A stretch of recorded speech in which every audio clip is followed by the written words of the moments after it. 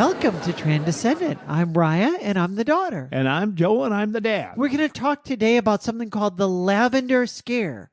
Well, did you have to take a class to find out what that meant? Well, the Lavender Scare, I mean, it's a part of LGBTQ history. But I don't know what a lavender is. You don't know what a lavender is? It's a color. Oh, it's a color. Oh, of course. Yes, I did have to take a class. Otherwise, they wouldn't let me transition. As a woman, you're expected to know these colors.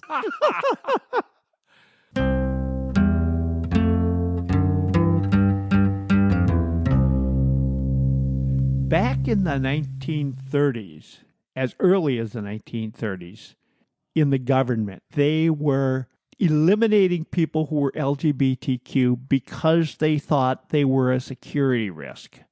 So people couldn't work in the government at all if they were found out to be LGBTQ plus. I can't imagine something like that. Thankfully, we've come a long way since then. They never labeled it the Lavender Scare until probably in the 1940s, about sometime after the Cold War really started to be something that they talked about a lot. And it was really Joe McCarthy who talked about the Red Scare. Sure. We all learned about that in school. At least I think most of us did. And that the whole idea was see if you can find these communists and drum them out to make sure that, and according to Joe McCarthy, there were people all over our country that were supposedly connected in some way or another. I heard one person say, now, I know that there are people out there that are communist. And I can tell you, let me give you one example. There is Senator so-and-so who is in Congress right now. And we know of a known communist person who works for an insurance company where that came up, a national insurance company. And do you know that this senator once worked for that same company? What do you think of that? That's the kind of logic they were using. Wow. And of course, then at that time, communist was synonymous with anti-American because we were the good guys. Yes. And the communists were the bad guys. So any communist sympathizer was naturally then just assumed to be somebody out to get us, and anybody then associated with communists were also then considered bad, and it was a real witch hunt. So while this started in the 30s, it was never labeled as the Lavender Scare until sometime in the 40s, when it became much more heated up, and people then started to call it the Lavender Scare. And that supposedly was after really gays and lesbians. They didn't even know all of the letters that we use now. They would sometimes talk about the Lavender Lads as a way to say a guy that's into another guy. That's correct. When that happened, thousands of people lost their jobs in the government. And we know of a few of those people. The reason we think this is important, these are pioneers who really decided to stand up against the system, fight the system to convince them, first of all, that gay and lesbian people were not unusual. They're normal. They never really managed to convince them of that. But they were trying to say, this is my career. This is what I want to do. And they were eliminated only because of what happened. Let's talk about that first story. You want to talk about? In the late summer of 1956, an astrophysicist by the name of Frank Kameny traveled from his home in Boston and went to an astrophysicist convention in San Francisco. While he was there, He went out to a place called Key Terminal, where apparently a lot of gay men would get together, and that's where you would go pick up other men. That night, there were some police officers that were out doing a sting operation, and they found him there and they arrested him. And not much came from it right away. After he got back, then he went back to his regular job. At that time, he was working for Georgetown University. And then shortly after that, he left and was hired by the U.S. Army Map Service. It was about a year later that somebody put the two together. Wait a minute. This Frank Kameny is also the same guy that got arrested in San Francisco. We didn't realize that he had this on his record. And there was a real fear that he, as a gay man, was creating some kind of issues or problems or whatever, and he was let go. He decided he was not going to stand for this. He knew he was not a national security risk, and really, this was a civil rights violation. So he took them to court and said, I was unjustly fired for something that was not a problem with my character. There's nothing wrong with me. And they heard him in the court and they said, well, the law says, sorry, you can't be gay. This is not okay. And you broke the law. And so, no, this was a just firing. And he appealed. It went to the next court up and they heard his case again. And they came back and said, well, the law is the law. Sorry, this was a just firing. He appealed again to take it to the Supreme Court. And they refused to hear his case. Which just goes to show that back in the 50s and 60s, it was just common knowledge, according to most people, that was not a legitimate lifestyle. That it was something that was unacceptable. That you couldn't hold a job. You couldn't hold your head up high. You couldn't do all kinds of things like that, which made it really difficult for people to live a normal life. So he decided to become his own lawyer. He wasn't a lawyer. He pushed the buttons. He was an astrophysicist. Yes. But once he lost his job, he had been completely committed. And as you read the literature, he reminds me a little bit of like a Sheldon from The Big Bang Theory. He was so committed that he never even thought that anyone would care. As should have been the case. Nobody should have cared about his orientation or who he was attracted to. He just wanted to do the work.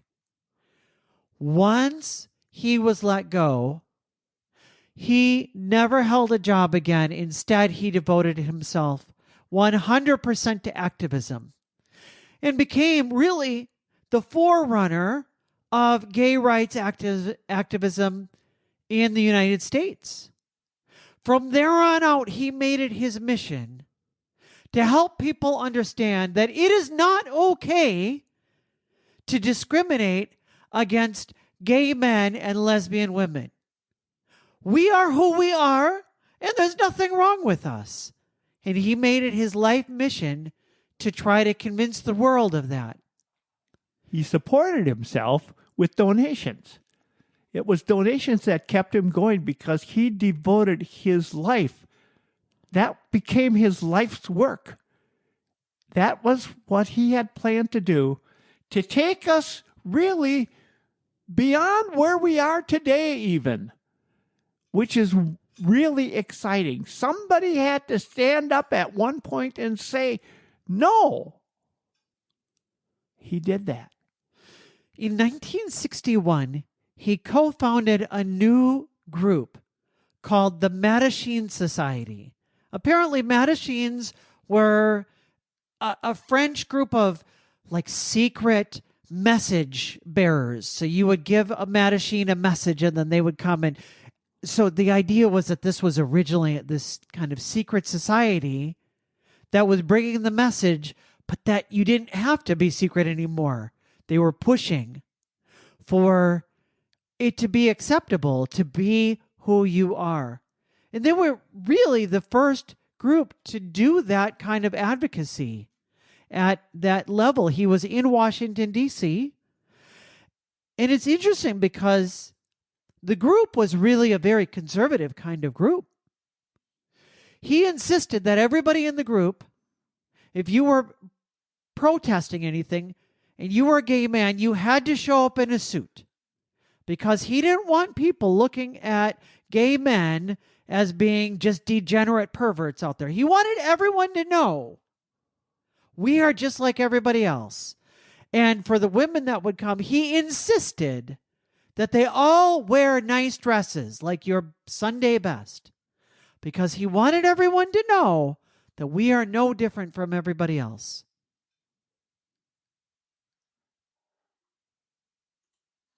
All through the 1960s, of course, we're getting into the era now of civil rights. And Kameny understood that gay rights are civil rights. And just as nobody expects a black person or a Jewish person that you're going to change because you are who you are, society needs to change. And he said, I am a gay man. I do not need to change. You can't change me. I shouldn't have to change. I am who I am, and there's nothing wrong with me and who I am. And now, I think most of us would agree. We agree because of the work that was done by Kameny, started way back then, and all of the effort that he put in. In 1963, he launched a campaign to overturn in Washington, D.C., all of the sodomy laws. Can you imagine that there were laws saying it's wrong to just even be together with somebody of the same sex? He also worked to remove the classification of homosexuality as a disorder from the American Psychiatric Association's DSM. He worked for over 15 years till that was finally changed in 1973. I guess that was about 10 years. And he said on that day, it was December 15th, that it was finally removed from that DSM. That stands for the Diagnostic and Statistical Manual of Mental Disorders. It's what right now psychiatrists use and psychologists use, mental health therapists, to give a diagnosis so that an insurance company will cover you for whatever mental health need that you have. And when homosexuality was finally taken out of there, he said, you know, it's interesting how in a single day, how hundreds of thousands of us were cured en masse by the psychiatrist, because all of a sudden we no longer had a mental illness. All of a sudden people realized. Now people say, well, that was taken out just by political means. No, it was put in there by political means in the first place. And he used political means to take it out of there because it should have never been in there. Kameny is quoted as saying, I take the stand that not only is homosexuality, whether by inclination or overt act, not immoral, but that homosexual acts engaged in by consenting adults are moral in a positive and real sense, and are right, good, and desirable, both for the individual participants and for the society in which they live. And eventually he was able to take that and shorten it to the single phrase, gay is good. Wow, that is terrific. So Frank Kameny was the first person that spoke publicly and continually fighting for gay rights. He started the movement that went on. But there's more to the story. I'm Chuck Reynolds, and I started listening to Transcendent because Joe is my friend. I keep listening because I have friends, colleagues, and family members who are part of the LGBTQ community, and I want to better understand their struggles and perspectives.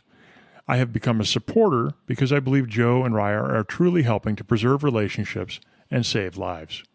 Join me in supporting Transcendent. Just go to transcendent.com, click on support, and select the amount you'd like to give each month. It can be as little as $3, and you can cancel at any time. James Shoemaker grew up in Kentucky, and he graduated from the University of Louisville, where he studied a variety of languages, including French, German, Spanish, and Russian. And he wanted to pursue a career in language and logistics. Language and linguistics. His brother suggested that he take a look at the NSA. Now, I'll tell you, in 1974, people didn't even know what the NSA was. It really wasn't a very well-known thing until much later, when people started turning an eye on them and saying they are listening to us. Some people that are listening to this podcast right now may not know what the NSA is. Tell us about it. It is the National Security Agency, and the National Security Agency monitors people's voices, etc. They have linguistics, and they need people to interpret those. They have people out there that study various languages, and they become known for what they did. So, boy, I'll Jamie, tell you what. That makes me nervous to think that the conversation I'm having with you right now could be overheard by just anyone. Yeah, and tell your friends. We want them all to listen.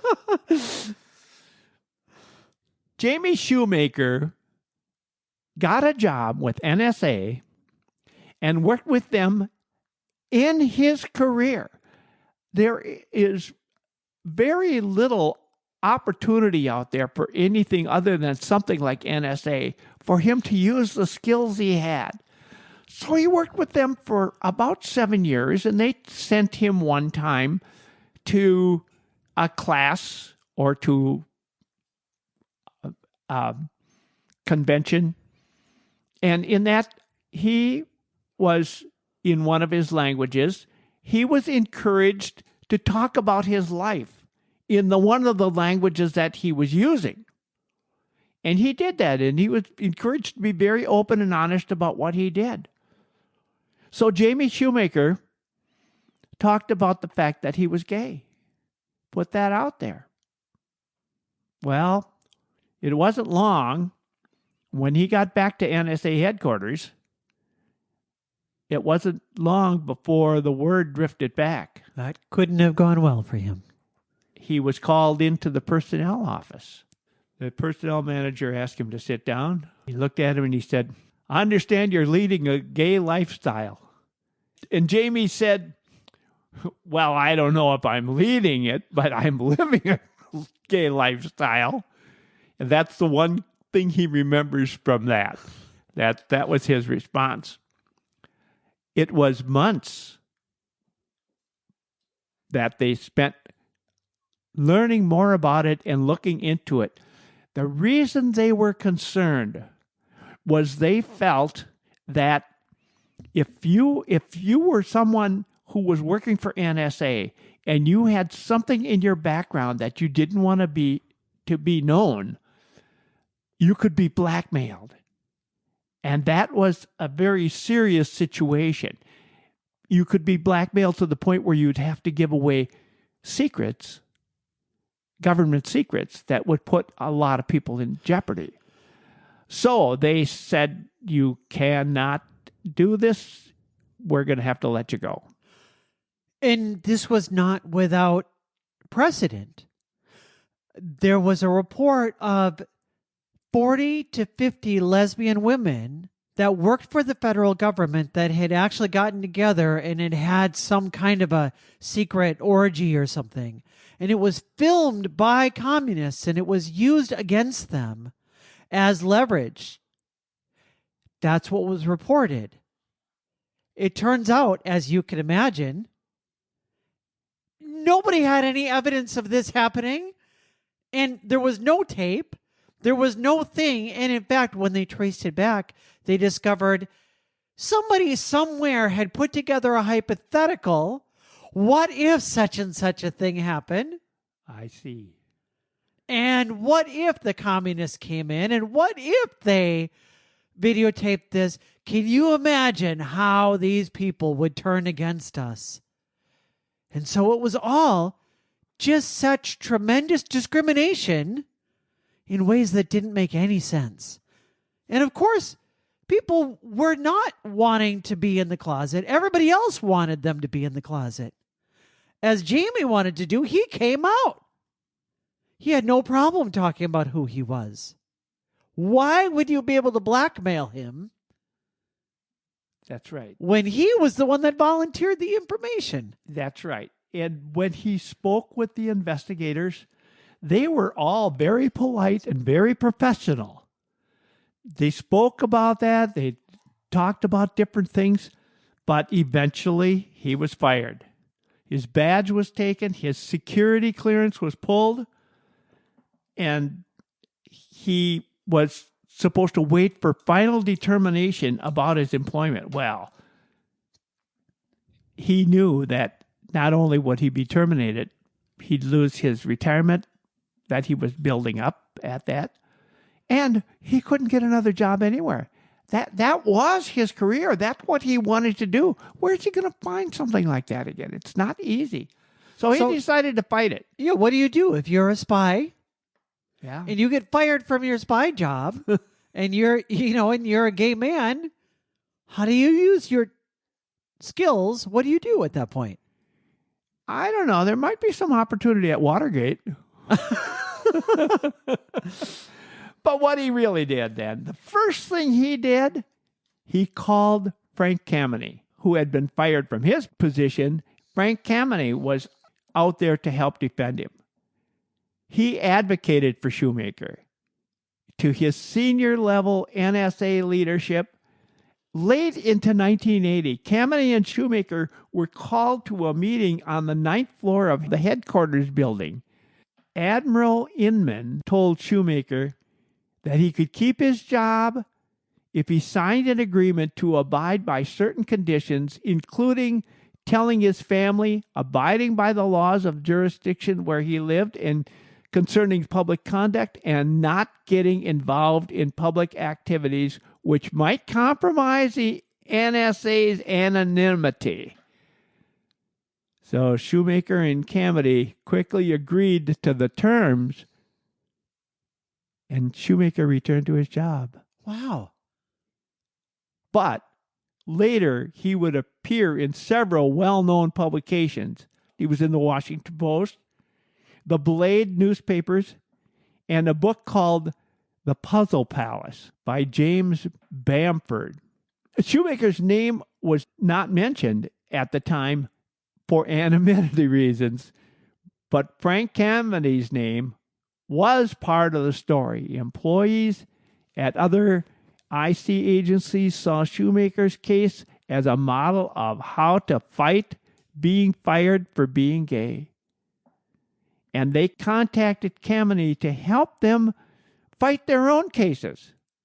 So employees were out there knowing that there were situations that might come up with them.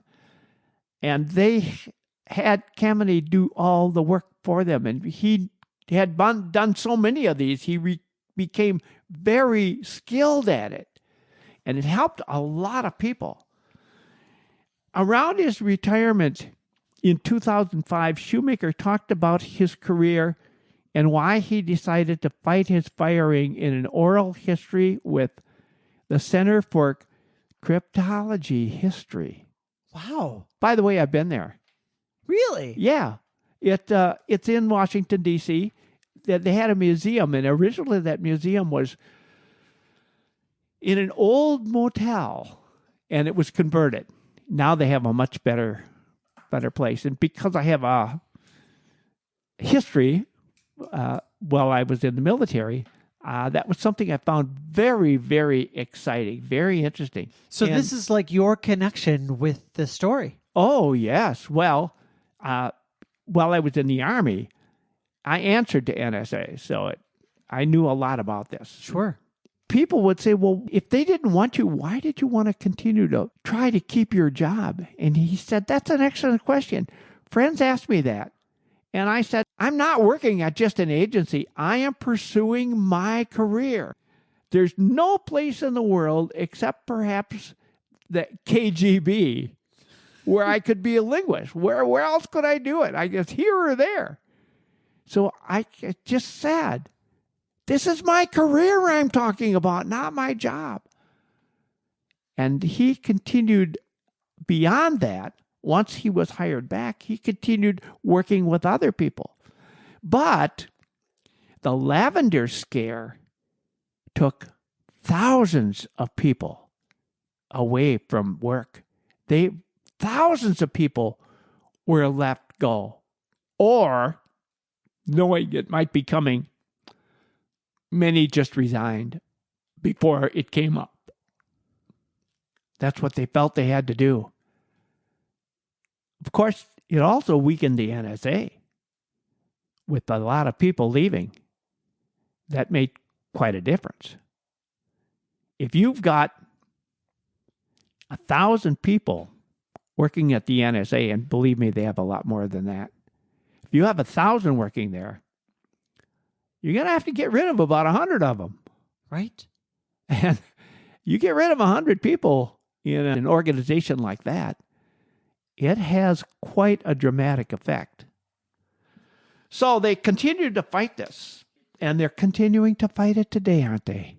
Yes. There still are fights out there, and they never end. Not only was the Lavender scare out there early on, as it got stronger, there was an executive order number 10450 from President Eisenhower, who signed this as an executive order that banned LGBTQ plus individuals from working in federal government, labeling them all, everyone, as security risks. Oh, I don't like Ike. He did have a lot of good things. But that is just one area, and it was that area alone. And because of Frank Kameny, and because of Jamie Shoemaker, they started a movement. And that movement is continuing today.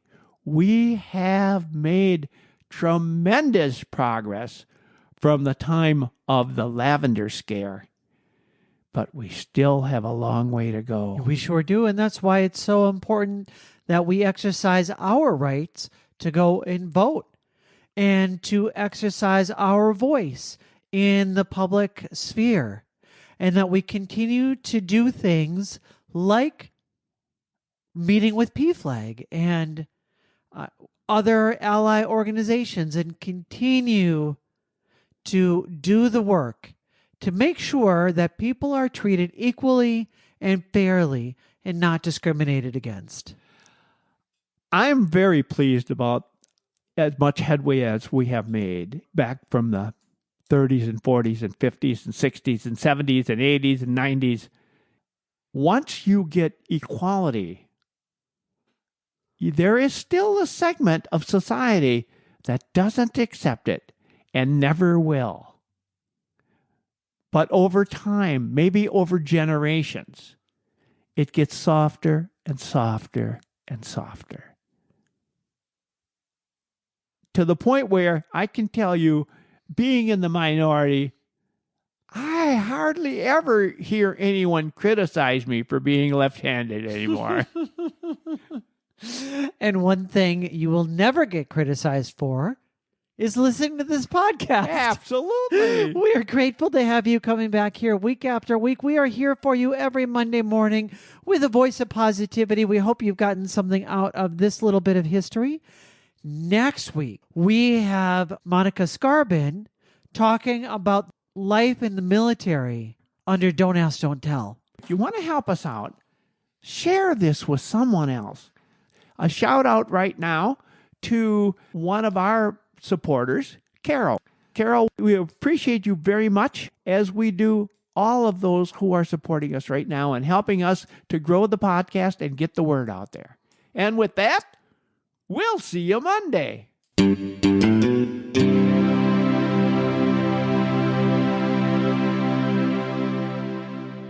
And I started to learn what periwinkle and mauve and all of these colors were. Yeah, well, if it's not green, red, or blue, I don't know what it is. I'm still working on eggshell.